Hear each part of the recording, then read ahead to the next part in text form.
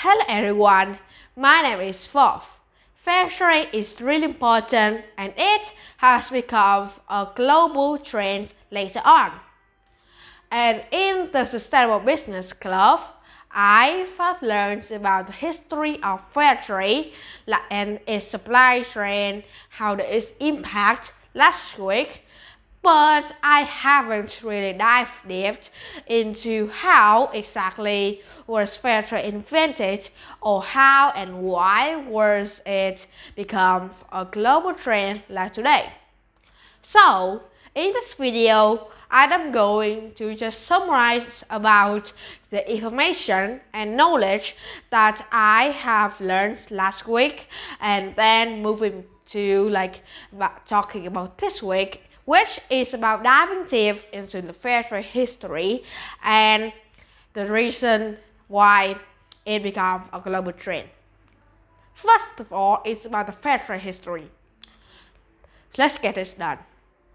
You know that fair trade actually not started in the late 90s, 20th century that I have said before, but it actually started in the year 1946, where a woman started to buy products that is created from poor women in other countries, less developing countries, and that is they started to create a market, and that is where fair trade was started. And moving fast forward to the year 1970s, in that time, then actually it has because at that time there's a motion that says trade not aid and started the fair trade motion, and also the market I have talked before started to become a fair trade market like it is now. And in the late 1980s, then that is where the fair trade label started having. And at that time, it is where the fair trade started to go in vital because it is now can be marked over and can be sold. So that means it will bring increasing demands and also making more products become fair trade. And then at the time moving to then in the 1992s, and that is where the fair trade movement and the fair trade organization started. And then now it is more than 25 years of fair trade. And some of the biggest products of fair trade which can be mentioned is coffee. But I'm not going to talk about coffee in this video. Another point I want to talk is about fair trade products and organic products and free trade products. I know that it is not related, but there is a misconception. Okay, first of all, it's about fair trade products.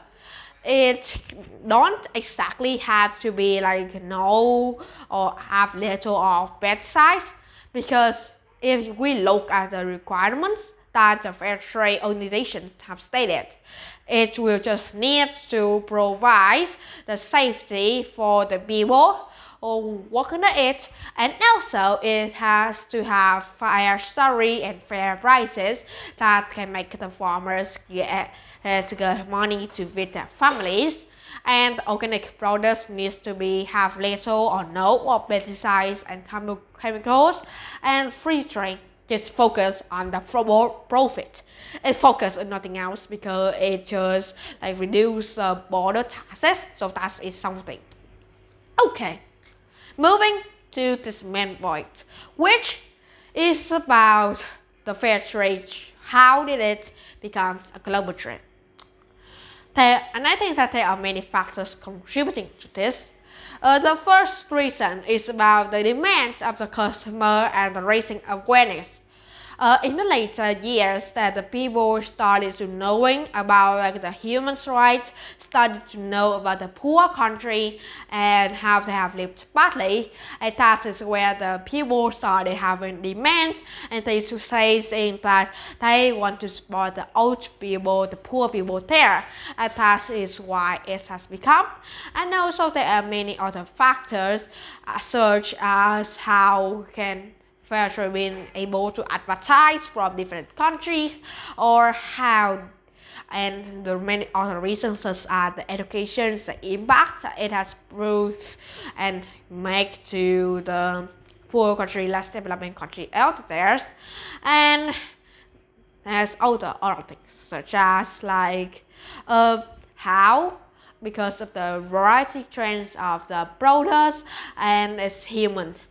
There are many other factors, but I'm not going to dive deep into that today.